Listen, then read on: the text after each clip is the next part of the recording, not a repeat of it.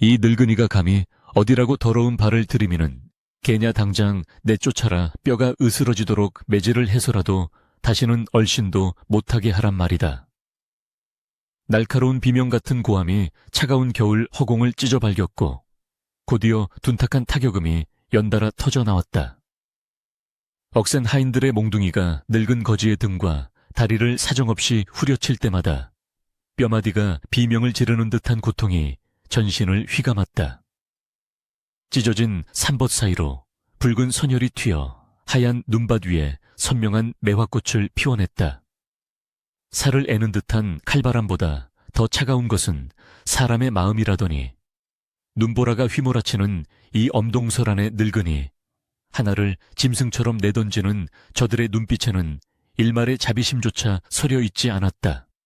늙은 거지는 고통에 찬 신음을 삼키며 눈밭 위를 뒹굴었고 흙투성이가 된 손으로 차가운 땅을 짚으며 간신히 몸을 일으키려 했으나 다시금 날아든 발길질에 힘없이 고꾸라지고 말았다. 대문 안쪽 화려한 비단옷을 겹겹이 껴입고 따뜻한 화로를 껴안은 채 이 광경을 지켜보는 여인이 있었으니 그녀가 바로 이 고을에서 절세가인이라.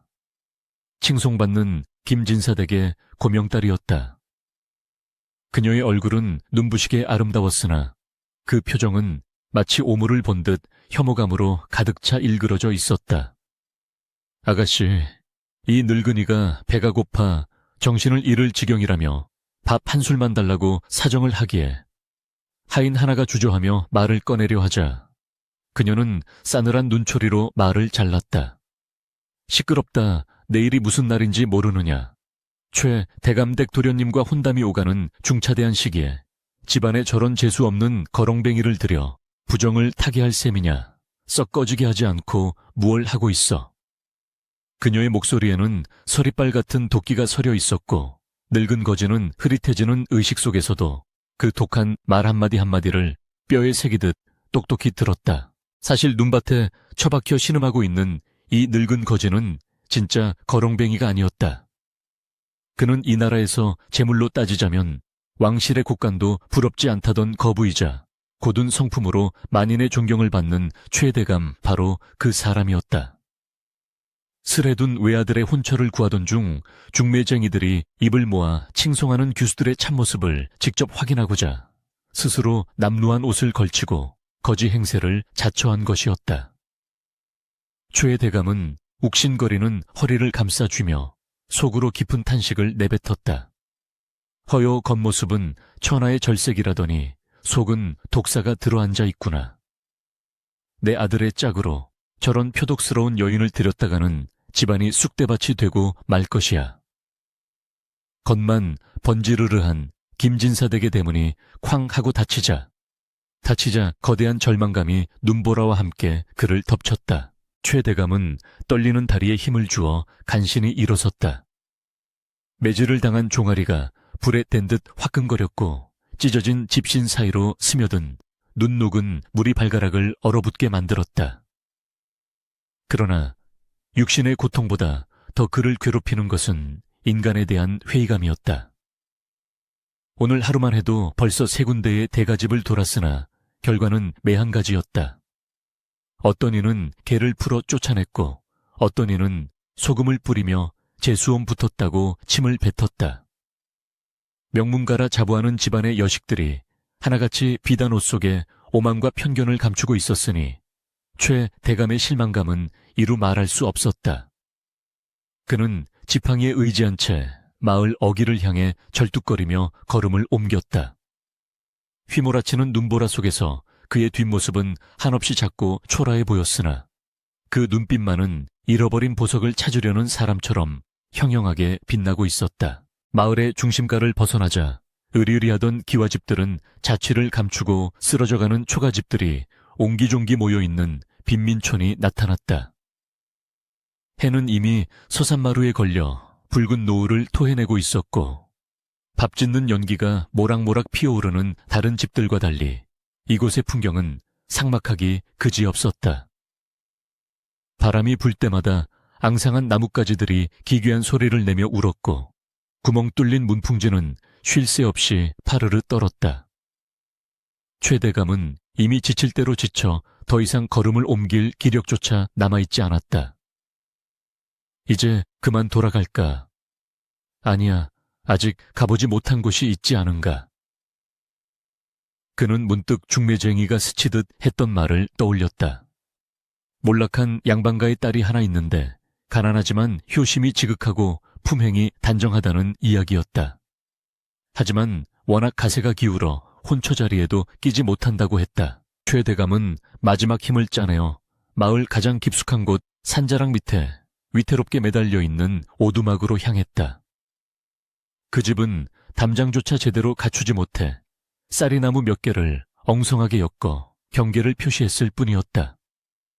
마당에는 눈이 수북이 쌓여 있었으나 누군가 정갈하게 쓸어 길을 내어놓은 흔적이 보였다.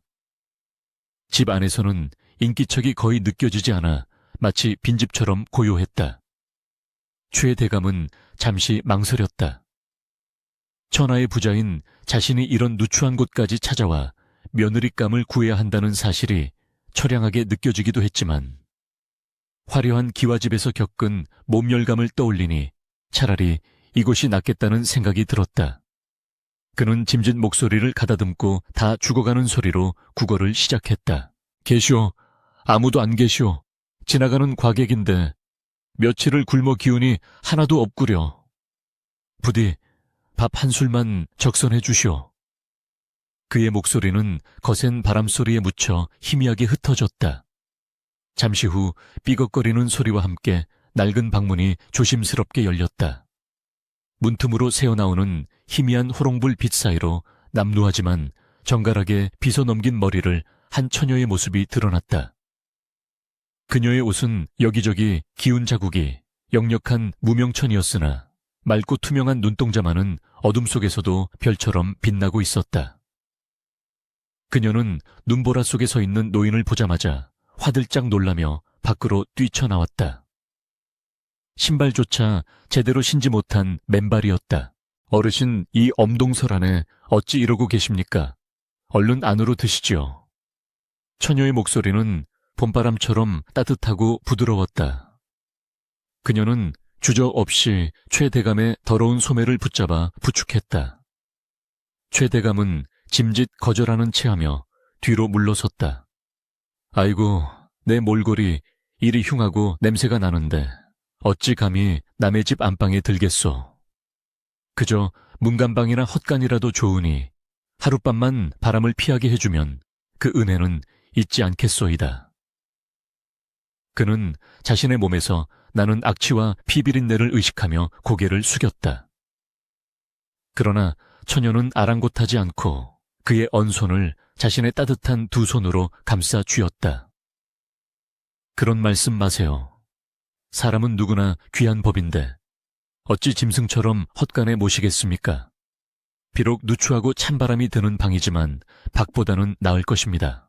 처녀의 손길은 거칠었으나 따스했다. 김진사 댁의 고명딸이 보여주었던 그 싸늘한 경멸과는 정반대의 온기가 전해져 왔다. 최 대감은 못 이기는 척 그녀의 부축을 받아 방 안으로 들어섰다. 방 안은 생각보다 훨씬 좁고 초라했다. 세간살이라고는 낡은 반다디 하나와 서책 몇 권, 그리고 구석에 놓인 물레가 전부였다. 방바닥은 냉골이나 다름없어 발바닥이 시려울 정도였지만 처녀는 황급히 아랫목에 깔려있던 얇은 이불을 걷어 최 대감에게 자리를 권했다. 아버님께서는 서당의 아이들을 가르치러 가셔서 아직 돌아오지 않으셨습니다. 집안 꼴이 말이 아니라 대접할 것이 없어 죄송할 따름입니다. 그녀는 부끄러운 듯 고개를 숙였으나 그 태도에는 비굴함이 없었다. 최 대감은 짐짓 기침을 심하게 하며 주위를 둘러보았다. 콜록콜록 늙은이가 염치불구하고 신세를 지눈구려. 그런데 대개는 뗄감도 없는 모양이요. 방이 이리 차서야 그는 일부러 불평을 늘어놓으며 처녀의 반응을 살폈다. 보통 사람 같으면 얻어먹는 주제에 말이 많다고 타박을 하거나 난처한 기색을 보일 터였다. 그러나 처녀는 당황한 기색 없이 오히려 안타까운 표정으로 대답했다. 죄송합니다, 어르신. 올겨울 눈이 많이 와서 산에 나무를 하러 가지 못한 지가 꽤 되었습니다. 잠시만 기다리시면 제가 어떻게든 온기를 만들어 보겠습니다. 그녀는 곧바로 부엌으로 나가더니 다그락거리는 소리를 내기 시작했다. 잠시 후 처녀는 김이 모락모락 나는 따뜻한 숭늉 한 그릇을 들고 들어왔다.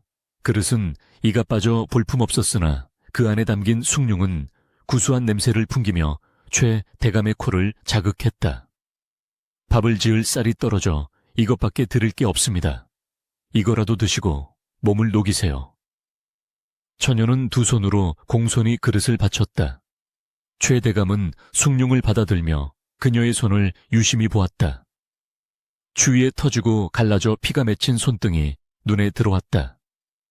가난한 살림을 꾸려나가느라 고생한 흔적이 역력했다. 그는 속으로 뜨거운 것이 울컥 치솟는 것을 느꼈으나 겉으로는 퉁명스럽게 물었다. 이게 다요, 밥은 없소. 내 며칠을 굶어 백가죽이 등 가죽에 붙을 지경인데 고작 물배를 채우란 말이오. 그의 무리한 요구에도 처녀는 실은 내색 하나 없이 침착하게 대답했다. 정말 죄송합니다. 쌀독이 바닥난 지 며칠이 되어 저도 며칠째 굶고 있는 형편이라. 하지만 어르신께서 시장하시다니 제가 총에 가서라도 곡식을 좀 구워오겠습니다. 그녀는 주저없이 일어서려 했다. 밖은 이미 칠흑 같은 어둠이 깔렸고 눈보라는 더욱 거세지고 있었다. 이 밤중에 젊은 처녀가 곡식을 빌리러 나간다는 것은 위험천만한 일이었다. 최 대감은 황급히 그녀를 만류했다. 아니오 되었소. 밖이 험한데 객기 부리지 말고 앉으시오. 내 이 숭늉으로도 족하오. 그는 숭늉을 단숨에 들이켰다. 뜨거운 기운이 식도를 타고 내려가 얼어붙은 내장을 녹여주었다.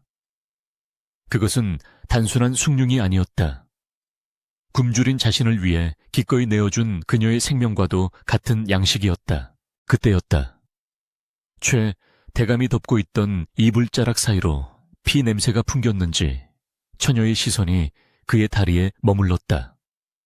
찢어진 바지 사이로 드러난 종아리는 피와 고름이 엉겨붙어 참혹한 꼴이었다. 처녀는 소스라치게 놀라며 물었다. 어르신 다리에 상처가 어쩌다 이렇게 다치셨습니까? 최 대감은 대수롭지 않다는 듯 손을 저었다. 별것 아니오. 오다가 넘어져서 좀 까진 것뿐이니 신경 쓰지 마시오. 그러나 처녀는 단호하게 고개를 저었다. 이대로 두면 덧나서 큰일이 납니다. 잠시만 계셔요. 그녀는 방구석에 있던 낡은 장롱을 뒤지기 시작했다. 하지만 약은커녕 변변한 천조각 하나 나올 리 만무했다. 잠시 망설이던 처녀는 갑자기 뒤로 돌아서더니 자신이 입고 있던 치마의 속단을 과감하게 찢어냈다. 찌익 하는 소리가 정적을 깨고 울려 퍼졌다. 그녀는 찢어낸 하얀 무명천을 들고 최 대감에게 다가와 무릎을 꿇었다. 깨끗한 천이 없어 이것으로라도 감싸야겠습니다. 차가운 물로 씻으면 더 아프실 테니 제 입김으로라도 녹여서 닦아드리겠습니다. 그녀는 자신의 입김을 호호 불어가며 얼어붙은 상처 부위를 조심스럽게 닦아내기 시작했다. 따뜻한 숨결이 상처에 닿을 때마다 최 대감은 전율했다. 더럽고 추한 늙은 거지에게 자신의 속옷을 찢어 상처를 싸매주는 여인이라니. 이것은 단순히 착하다는 말로는 설명할 수 없는 고귀한 인격 그 자체였다. 최 대감은 그녀의 정수리를 내려다보며 생각에 잠겼다. 김진사 댁의 화려한 비단 이불보다 이 처녀의 거친 무명천이 훨씬 더 따뜻하고 값지게 느껴졌다. 그래, 바로 이 아이다. 내 아들의 짝이 될 사람은 바로 이 아이야. 하지만 그는 아직 마음을 완전히 놓지 않았다. 사람의 마음이란 열길 물속보다 알기 어려운 법. 극한의 상황에서도 변치 않는 진심인지 확인해야만 했다. 그는 끙끙 앓는 소리를 내며 바닥에 드러누웠다. 아이고 삭신이야, 열이 나는 것 같구려. 목이 너무 마르니 냉수 좀 떠다 주시오. 저 우물물 말고 산 중턱에 있는 약수터 물이 좋다고 하더이다. 이 밤중에 눈보라를 뚫고 산을 오르라는 말도 안 되는 주문이었다. 과연 이 처녀는 어떻게 할 것인가? 약수터 물이라 이 밤중에 이 눈보라를 뚫고 산을 오르란 말이오. 연화의 입술이 파르르 떨렸다. 창호지 문 밖에서는 마치 굶주린 짐승들이 울부짖는 듯한 바람소리가 윙윙거리고 있었고 문틈으로 새어들어오는 냉기만으로도 살같이 베이는 듯했다.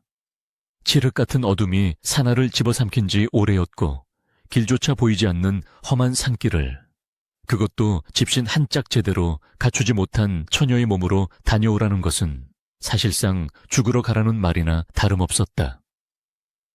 최 대감은 이불자락을 꽉 움켜쥐며 그녀의 반응을 숨죽여 기다렸다. 그래, 이건 무리다. 욕을 하고 나가라고 해도 할 말이 없는 게지.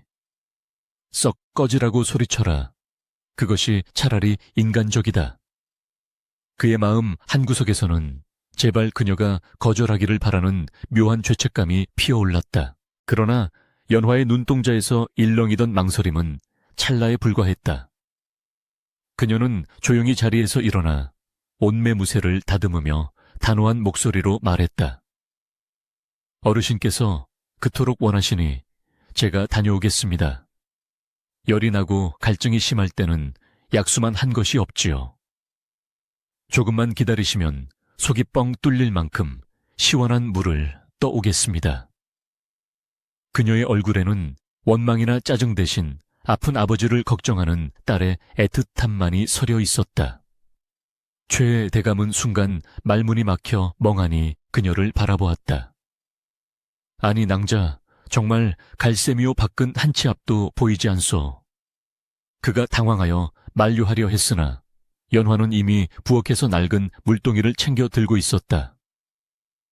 걱정 마세요. 저는 이 산골에서 나고 자라 눈 감고도 길을 찾습니다. 금방 다녀올 테니 입을 꼭 덮고 계셔요. 끼익하는 소리와 함께 방문이 열리자 거세게 몰아치는 눈보라가 방 안으로 들이닥쳐 호롱불을 위태롭게 흔들었다. 연화의 가냘픈 뒷모습이 어둠 속으로 사라지자마자 문은 다시 닫혔고 방 안에는 무거운 정막만이 감돌았다. 최 대감은 망치로 머리를 얻어맞은 듯한 충격에 휩싸였다. 미쳤어. 미치지 않고서야 생판 모르는 늙은 거지를 위해 목숨을 건단 말인가. 그는 비틀거리는 몸을 일으켜 문구멍으로 밖을 내다보았다. 희미한 달빛 아래 눈밭을 헤치며 산 쪽으로 향하는 작은 점 하나가 보였다. 바람에 휘청거리면서도 한 걸음 한 걸음 내딛는 그 처절한 몸짓에 천하의 최대감. 눈시울이 붉어지기 시작했다. 그는 평생 수많은 사람을 부리고 다스려 보았지만 이토록 순수하고 무모하리만치 희생적인 인간은 본 적이 없었다. 시간이 얼마나 흘렀을까. 일각이 여삼추 같다는 말이 실감나는 시간이었다. 밖에서는 나뭇가지가 부러지는 소리가 났고 멀리서 짐승의 울음소리도 들려왔다.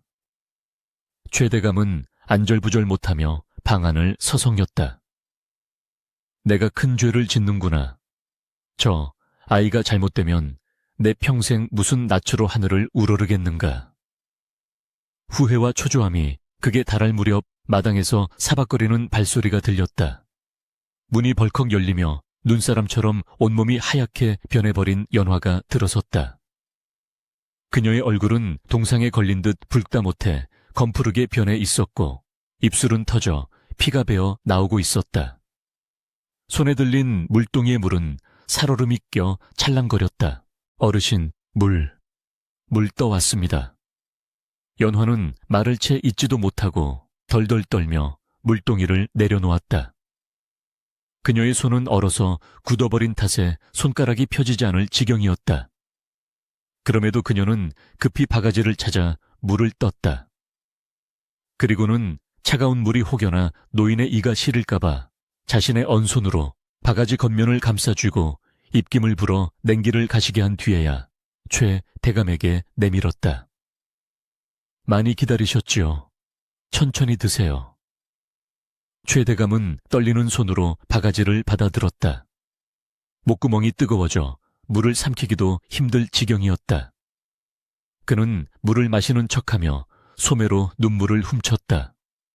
이 물은 단순한 약수가 아니라 이 처녀의 피와 땀 그리고 고결한 영혼이 담긴 생명수였다. 물을 비우고 난 최 대감은 짐짓 트림을 크게 하며 바가지를 내려놓았다. 이제 그만할 법도 하건만 그는 잔인하게도 마지막 시험을 강행하기로 마음먹었다. 이 정도의 인품을 가진 아이라면 내 아들의 배필로서 부족함이 없는 것을 넘어 과분하다. 하지만 가난이 죄라 혹여나 재물에 대한 욕심이 남아있는지 확인해야만 했다. 끄엉 물을 마시니 좀 살 것 같구려. 헌데 물배를 채우니 이제는 헛배가 불러 뱃속이 요동을 치는구만. 이보시오 낭자. 아까는 없다고 했지만 혹시 쌀독바닥이라도 긁으면 밥 한 공기 지을 쌀은 나오지 않겠소. 내 평생 소원이 죽기 전에 흰 쌀밥에 김치 한 조각 얹어 먹는 것이오. 연화의 표정이 곤혹스럽게 일그러졌다. 방금 목숨을 걸고 물을 떠왔는데 이번에는 쌀밥이라니. 그것도 며칠을 굶은 사람 앞에서 흰 쌀밥 타령을 하는 노인의 뻔뻔함은 도를 넘어서고 있었다. 연화는 고개를 떨구고 아래 십수를 꽉 깨물었다. 그녀의 집 형편에 흰 쌀은 구경한 지가 반년이 넘었다.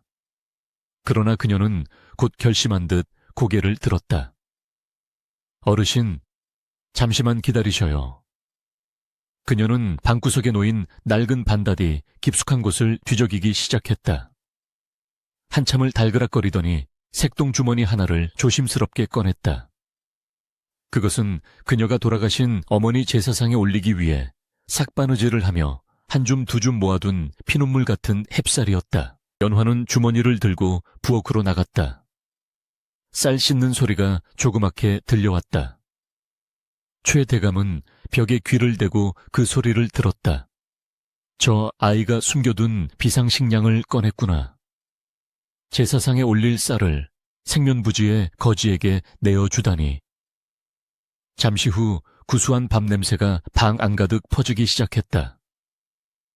며칠을 굶은 연화에게 그 냄새는 고문과도 같았으리라. 꼬르륵거리는 소리가 부엌에서부터 들려왔지만 그녀는 묵묵히 부채질을 하며 불을 조절할 뿐이었다. 마침내 그녀는 김이 모락모락 나는 고봉밥과 묵은지 한 접시를 소반에 받쳐들고 들어왔다. 윤기가 흐르는 하얀 쌀밥은 어두운 방 안을 환하게 비추는 듯 했다. 차린 것은 없지만 시장하실 테니 어서 드세요. 연화가 밥상을 내려놓으며 권했다. 최 대감은 숟가락을 들고 허겁지겁 밥을 퍼먹기 시작했다. 일부러 밥풀을 흘리고 쩝쩝거리며 교양 없이 먹어치웠다. 밥이 좀 질구만.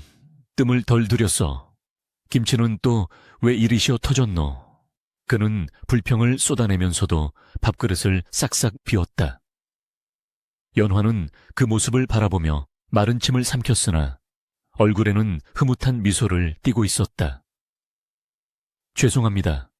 솜씨가 부족하여 입맛에 맞지 않으셨나 봅니다. 그래도 다 드셔주시니 감사합니다. 그녀는 자신이 굶고 있다는 사실은 내색조차 하지 않은 채 빈 그릇을 치우며 물 한 사발을 더 떠다 놓았다. 배를 채운 최 대감은 이제 배가 부르니 등이 따뜻해야겠다는 핑계를 대기 시작했다. 아이고 배가 부르니 졸음이 쏟아지는구려. 헌데 이 방 운목은 황소바람이 들어 추워 못 자겠소. 낭자 염치 없지만 저 아랫목 자리를 내게 내어줄 수 있겠소. 내 늙어서 뼈마디가 시려 찬 곳에서는 잠을 못 잔다오. 그가 가리킨 아랫목은 방 안에서 유일하게 온기가 남아있는 명당 자리였다. 연화 자신이 덮고 자야 할 자리였고 곧 돌아오실 아버지를 위해 남겨둔 자리이기도 했다. 그러나 연화는 일말의 망설임도 없이 이불을 걷어 아랫목을 닦았다. 그리하시지요. 어르신께서 편히 주무셔야 몸이 빨리 낫습니다. 저는 저쪽 운목에서 자면 되니 걱정 마세요. 연화는 최 대감을 아랫목에 눕히고 얇은 이불을 꼼꼼히 덮어주었다. 그리고 자신은 냉기가 들이닥치는 문가 쪽으로 가서 웅크리고 앉았다. 덮을 이불조차 없어 자신의 낡은 치마폭을 끌어당겨 어깨를 감쌌다. 덜덜 떨리는 그녀의 어깨가 애처로워 보였다. 최 대감은 눈을 감고 자는 척했으나 가슴 속에서는 뜨거운 눈물이 강물처럼 흘러내렸다. 하늘이시여, 어찌 이런 귀한 아이를 이토록 비천한 곳에 숨겨두셨나이까. 내 오늘 이 아이에게 받은 은혜는 백골이 진토가 되어도 잊지 못할 것입니다. 그는 굳게 다짐했다. 이 아이를 반드시 내 며느리로 삼아 이 나라에서 가장 귀하고 행복한 여인으로 만들어 주리라고. 그때 멀리서 헛기침 소리와 함께 누군가 살인문을 열고 들어오는 소리가 들렸다. 연화야, 압이 왔다. 날이 이리 험한데 별일 없었느냐. 서당 훈장 일을 마치고 돌아온 연화의 아버지 강진사였다. 그는 초라한 행색이었지만 꼿꼿한 선비의 기품이 흐르는 노인이었다. 방에 들어선 강진사는 아랫목을 차지하고 누워있는 낯선 거지를 보고 잠시 멈칫했으나 이내 딸의 설명을 듣고는 고개를 끄덕였다. 잘했다. 어려움에 처한 사람을 돕는 것은 사람의 도리이니라. 비록 우리가 가난하여 대접할 것은 없으나 마음만은 편히 쉬게 해드려라. 강진사 또한 딸 못지않은 인품을 지닌 사람이었다. 그는 자신이 눕혀야 할 몸을 차가운 바닥에 누이며 거지 노인에게 자리를 양보한 딸을 탓하지 않았다. 최 대감은 이 부녀의 대화를 엿들으며 다시 한번 감탄했다. 콩 심은 데 콩 나고 팥 심은 데 팥 난다더니 그 아비의 그 딸이로구나. 이 집안의 핏줄이야말로 명문가의 자격이 있다. 밤이 깊어가고 눈보라 소리는 잦아들었지만 최 대감의 가슴속에는 새로운 폭풍이 휘몰아치고 있었다. 이제 마지막 확인이 남았다. 인간의 가장 본능적인 욕망 탐욕 앞에서도 과연 이 처녀는 흔들리지 않을 것인가. 그는 품속에 고이 간직해온 옥지환 옷가락지을 만지작거렸다. 내일 아침 이 옥지환이 그들의 운명을 결정지을 것이다. 밤은 깊어 삼경 산경에 이르렀고 천지를 뒤흔들던 눈보라의 기세도 한풀 꺾여 사위는 죽은 듯 고요했다. 그러나 그 정막을 깨고 방 안에서는 거친 숨소리와 신음소리가 간헐적으로 흘러나오고 있었다. 춥다. 춥고 아프구나. 최 대감은 짐짓 이를 딱딱 부딪히며 오한이 든 신용을 했다. 그의 연기는 10년 묵은 광대조차 울고 갈 만큼 실감났다. 사실 따뜻한 아랫목을 차지하고 누웠으니 잠이 올 법도 했으만 그는 뜬 눈으로 밤을 지새우며 연화의 동태를 살피고 있었다. 윗목 냉기가 그대로 올라오는 차가운 바닥에 웅크리고 누운 연화는 노인의 신음소리가 들릴 때마다 벌떡 일어나 그의 이마를 짚고 팔다리를 주물렀다. 어르신, 열이 불덩이 같습니다. 이를 어찌하면 좋습니까? 연화의 목소리에는 물기 어린 걱정이 가득했다. 그녀는 자신의 겉옷마저 벗어 노인의 몸 위에 덮어주었다. 정작 자신은 얇은 저고리 하나만 걸친 채 오들오들 떨고 있으면서도 행여나 노인이 깰까봐 숨소리조차 조심하고 있었다. 최 대감은 실눈을 뜨고 그녀의 모습을 훔쳐보았다.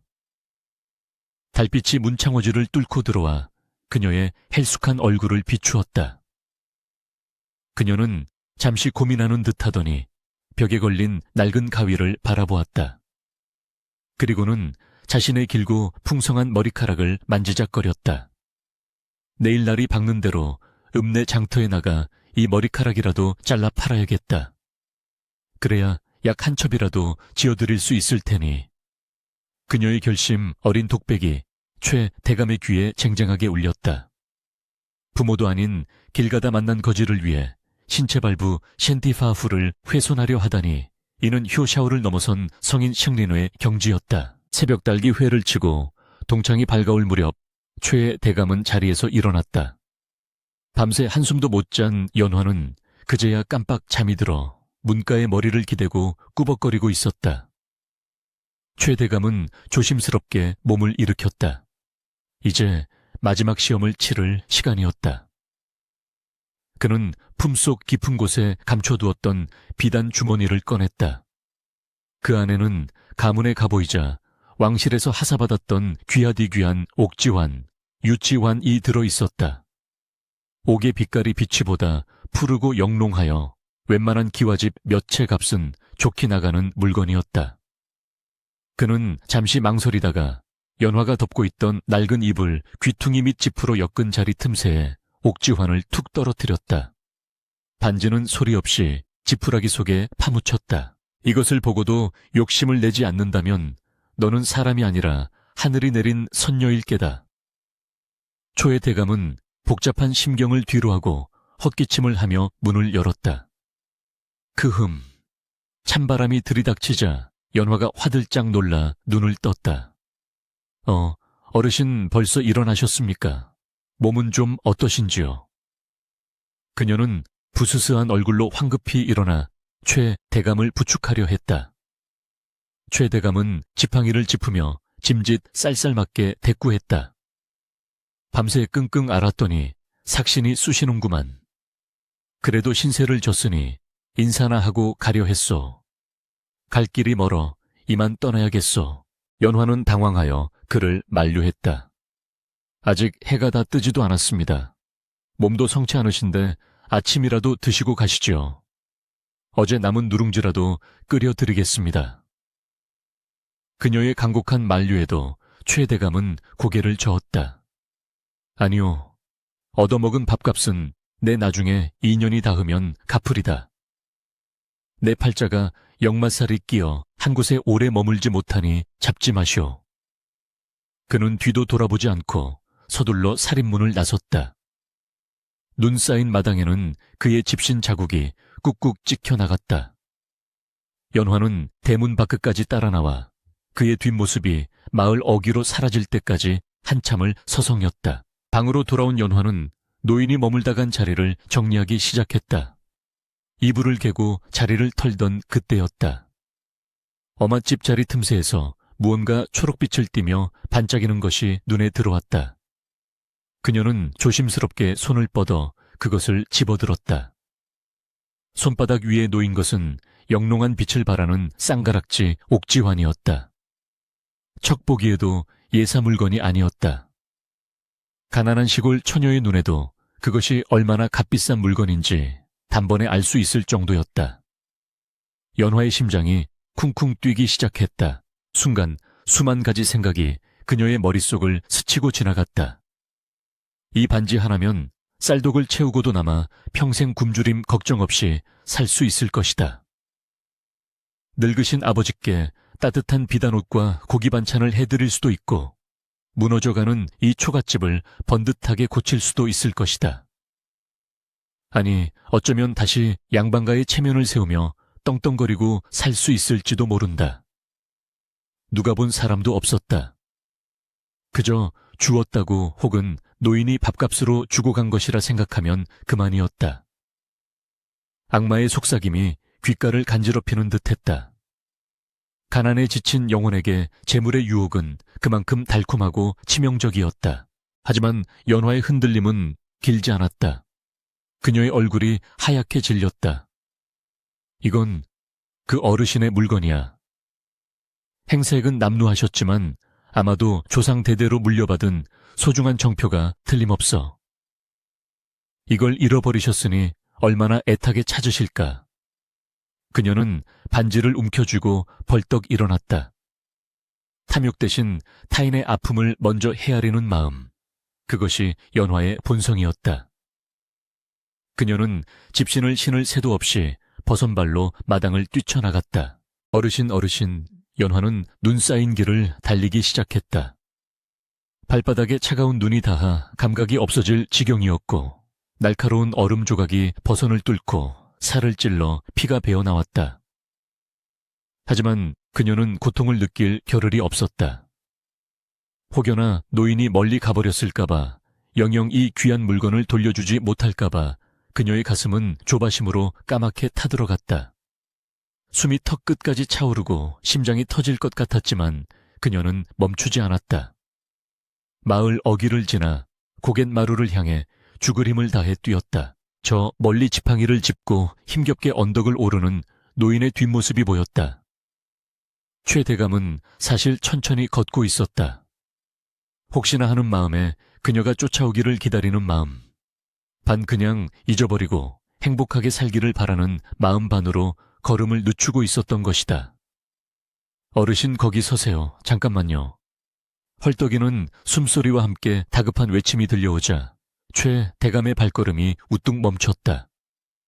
그는 천천히, 아주 천천히 뒤를 돌아보았다. 눈보라가 휩쓸고 간 하얀 설원 위로 머리카락이 헝클어지고 버선발이 피로 물든 연화가 비틀거리며 달려오고 있었다. 그녀는 최 대감 앞에 이르러서야 다리가 풀린 듯 털썩 주저앉았다. 거친 숨을 몰아쉬며 그녀가 떨리는 손을 내밀었다.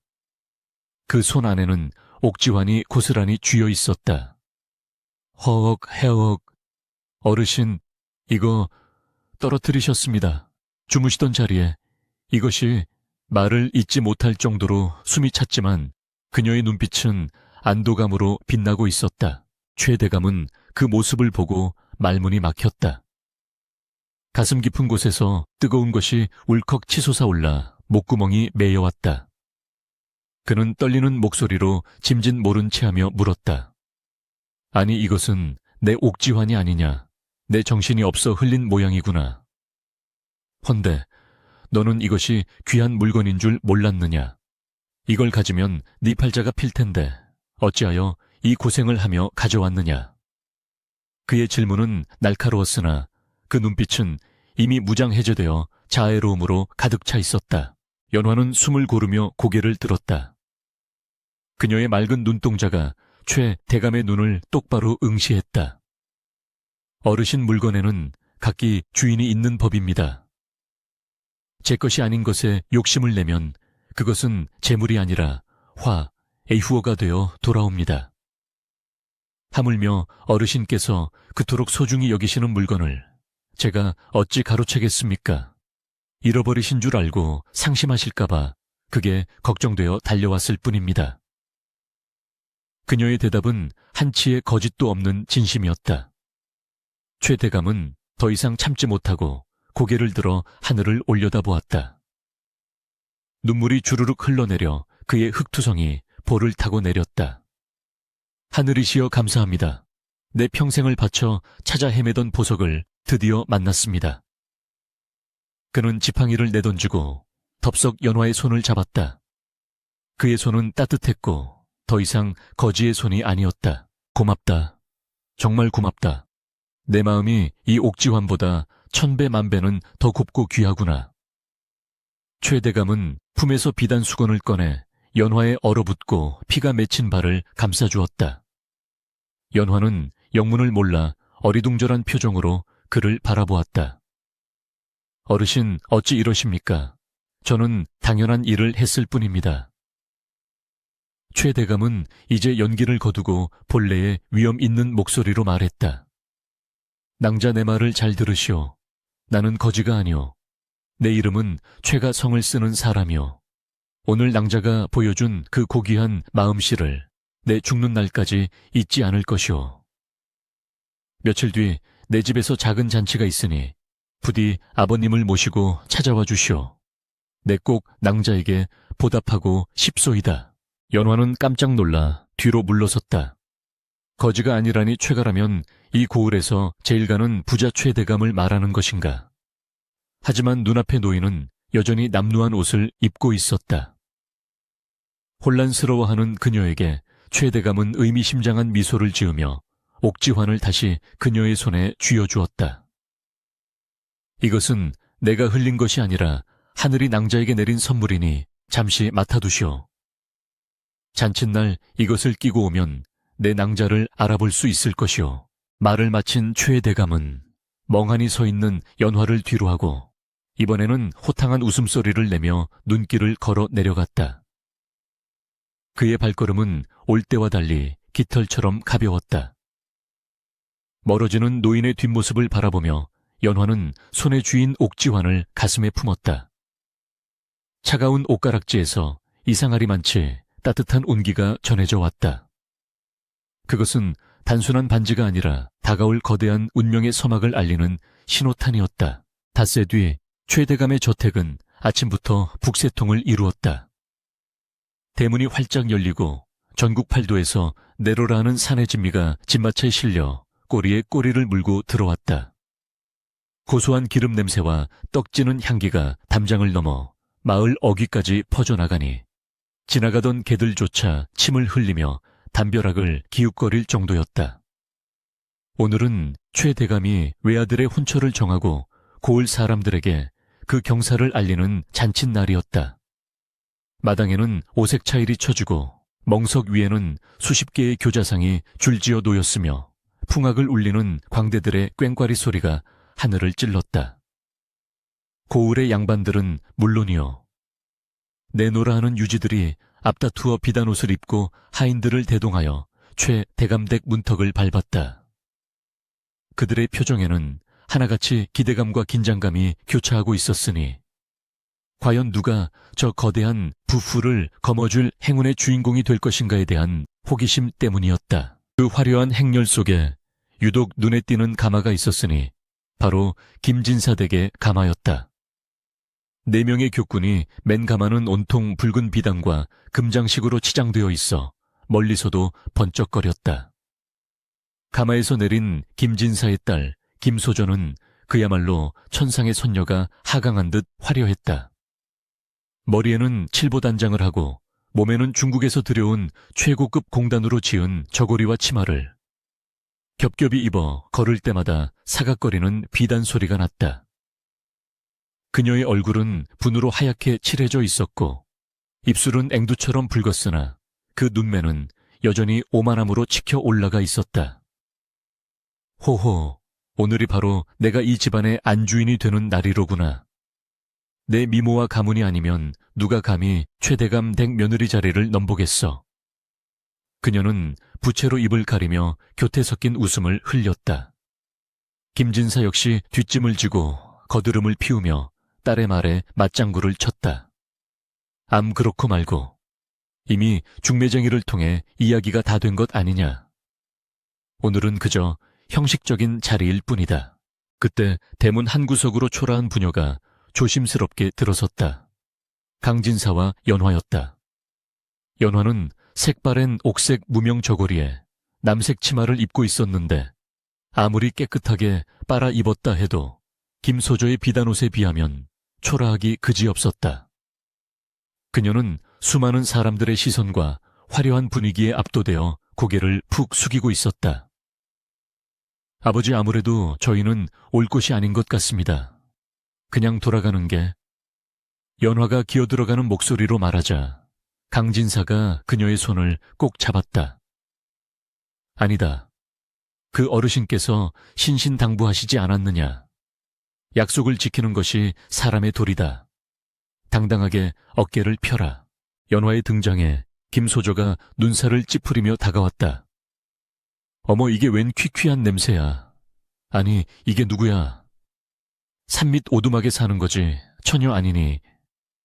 김소조의 날카로운 목소리에 주위 사람들의 시선이 일제히 쏠렸다. 그녀는 부채 끝으로 연화의 낡은 옷자락을 가리키며 비웃었다. 얘 여기가 어디라고 감히 기어들어와. 동냥이라도 하러 온 게니. 오늘은 잔치 음식이 남을지 모르겠구나. 걔들이 먼저 먹어치울 테니 말이야. 호호호. 주위의 하인들과 몇몇 부인들이 덩달아 킥킥거리며 웃음을 터뜨렸다. 연화의 얼굴은 수치심으로 붉게 달아올랐고 쥐구멍이라도 있으면 숨고 싶은 심정이었다. 그러나 그녀는 품속에 감춰둔 옥지환을 만지며 마음을 다잡았다. 그 노인과의 약속, 그 따뜻했던 눈빛을 믿기로 했다. 그녀는 떨리는 입술을 앙다물고 김소조의 모욕을 묵묵히 견뎌냈다. 그 순간 최대감마님 납시오 하는 우렁찬 외침과 함께 대청마루의 문이 활짝 열렸다. 왁자지껄하던 장내는 찬물을 끼얹은 듯 순식간에 조용해졌다. 모든 이들의 시선이 대청마루로 집중되었다. 그곳에는 위풍당당한 풍채의 노인이 서 있었다. 머리에는 정자관을 쓰고 몸에는 학이 수놓아진 푸른 도포를 입었으며 허리에는 붉은 술띠를 두른 모습이 영락없는 고관대작의 위엄을 뽐내고 있었다. 며칠 전 눈보라 속에서 떨던 거지 노인의 모습은 온데간데 없었다. 그러나 그 형형한 눈빛만은 그대로였다. 그가 바로 최 대감이었다. 옆에는 훤칠한 키에 준수한 용모를 지닌 그의 아들이 공손히 시립해 있었다. 최 대감은 좌중을 천천히 둘러보았다. 그의 시선이 김진사 부녀에게 머물렀을 때 김소조는 짐짓 교태를 부리며 눈웃음을 쳤다. 하지만 최 대감의 눈길은 차갑게 스쳐 지나가 구석에 서 있는 연화에게로 향했다. 연화와 눈이 마주치자 그의 입가에 희미한 미소가 번졌다. 최 대감은 헛기침을 한 번 하고는 쩌렁쩌렁한 목소리로 입을 열었다. 귀한 손님들을 모셔놓고 내 부끄러운 이야기를 하나 할까 하오. 며칠 전 내가 세상 구경을 좀 하느라 남루한 옷을 입고 거지 행세를 하며 이 마을을 돌아다닌 적이 있어. 좌중이 술렁거렸다. 천하의 최 대감이 거지 행세를 했다니 김소조의 얼굴색이 묘하게 변하기 시작했다. 불안한 기운이 등골을 타고 올랐다. 최 대감은 아랑곳하지 않고 이야기를 이어갔다. 눈보라가 몰아치던 날이었어. 배가 고파 어느 기와집 대문을 두드렸지. 밥 한 술만 달라고 사정했어. 헌데 그 집 하인들이 몽둥이를 들고 나와 이 늙은이의 등짝을 후려치고 눈밭에 내동댕이 치더이다. 그리고 그 집 따님이라는 처자는 비단 옷을 입고 서서 재수 없으니 썩거지라고 소금을 뿌리라고 악담을 퍼붓더군요. 최 대감의 목소리가 점점 높아졌다. 사람이 짐승보다 못한 대접을 받은 그날 내 뼈와 살이 찢어지는 아픔보다 더 괴로웠던 것은 사람의 탈을 쓰고 어찌 그리 모질 수 있는가 하는 비통함이었어. 김소조의 얼굴은 이제 백지장처럼 하얗게 질려버렸다. 손에 든 부채가 파르르 떨렸다. 설마 그 늙은 거지가 기억하고 싶지 않은 그날의 기억이 선명하게 되살아났다. 피를 흘리며 쓰러져 있던 노인 자신이 뱉었던 독설들. 그것이 저 높은 자리에 앉아있는 최 대감에게 쏟아부은 것이었다니 그녀는 다리에 힘이 풀려 주저앉을 뻔했다. 김진사 역시 사색이 되어 식은땀을 줄줄 흘리며 고개를 쳐박았다. 최 대감은 잠시 숨을 고르더니 목소리를 부드럽게 바꾸었다. 그렇게 쫓겨나 죽을 것 같은 몸을 이끌고 찾아간 곳은 산자락 밑에 쓰러져가는 초가집이었어. 그곳에는 찢어지게 가난하지만 마음만은 비단결 같은 처녀가 살고 있었어. 쌀독이 비어 며칠을 굶었으면서도 이 늙은이에게 마지막 남은 숭늉을 내어주고 자신의 속옷을 찢어 상처를 싸매주더이다. 심지어 춥다고 하니 아랫목을 내어주고 자신은 찬바람 부는 문가에서 밤을 지새웠어. 장내에는 숙연한 침묵이 흘렀다. 몇몇 부인들은 옷소매로 눈물을 훔치기도 했다. 최 대감의 눈시울도 붉어졌다. 그뿐만이 아니오. 내 짐짓 옥지환을 떨어뜨리고 왔는데 그 처녀는 그 값비싼 보물을 보고도 눈 하나 깜짝하지 않고 잃어버린 주인이 애타게 찾을까봐 맨발로 눈길을 달려와 돌려주었어. 자, 여러분께 묻겠어. 비단 옷을 입고 독사 같은 마음을 품은 자와 무명 옷을 입었으나 보살 같은 마음을 지닌 자, 과연 누가 진정한 명문가의 며느리 자격이 있겠소? 좌중의 시선이 자연스럽게 김소조와 연화에게로 번갈아 쏠렸다. 김소조는 수치심과 공포에 질려 고개를 들 수 없었다. 쥐구멍이 있다면 당장이라도 숨고 싶은 심정이었다. 주위에 수군거림이 비수처럼 꽂혔다. 어머, 김진사, 댁딸이 그랬단 말이야. 세상에 얼굴만 예쁘면 뭐해 속이 저렇게 검은데. 비난의 화살이 쏟아졌다. 최대감은 자리에서 일어나 뚜벅뚜벅 걸어 내려왔다. 그의 발걸음이 향한 곳은 당연히 김소조가 아니었다. 그는 연화 앞에 멈춰 섰다. 연화는 너무 놀라 몸을 바들바들 떨고 있었다. 최대감은 자애로운 미소로 그녀의 손을 잡았다. 고개를 드시오, 아가야. 연화가 조심스럽게 고개를 들자 최대감은 그녀의 손에 끼워진 옥지환을 확인하고는 고개를 끄덕였다. 그리고 큰 소리로 선포했다. 이 아이가 바로 내 아들의 짝이자 우리 최 가문의 차기 안주인이 될 강연화 양이요. 내 전 재산을 다 주어도 바꿀 수 없는 세상에서 가장 귀한 며느리를 얻었으니 오늘 이보다 더 큰 경사가 어디 있겠소. 와. 하는 함성과 함께 박수갈채가 쏟아져 나왔다.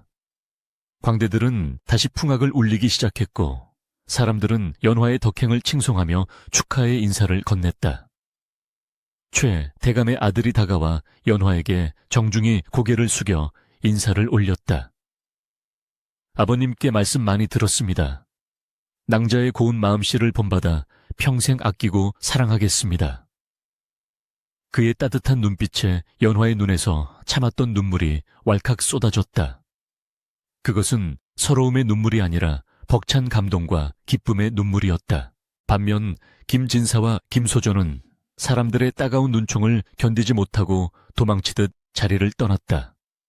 화려했던 가마는 짐짝처럼 초라해 보였고 김소조의 흐느끼는 소리만이 뒤에 남겨졌다. 인과응보 인고잉바오.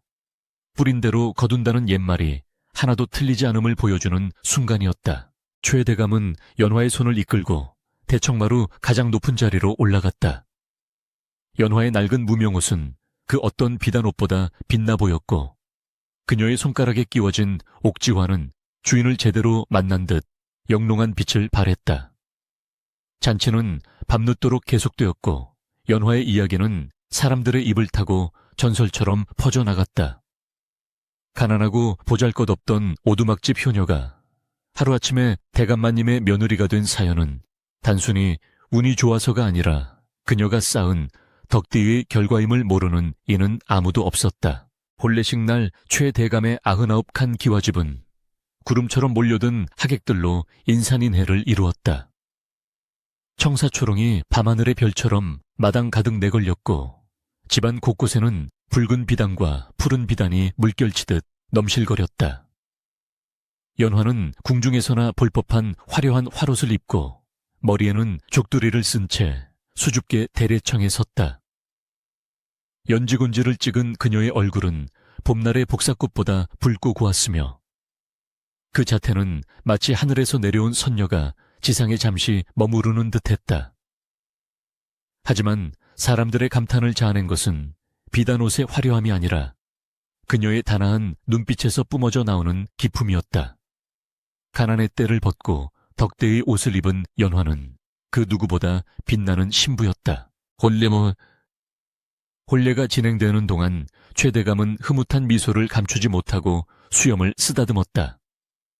그는 하인들을 시켜 대문을 활짝 열어 젖히게 했다.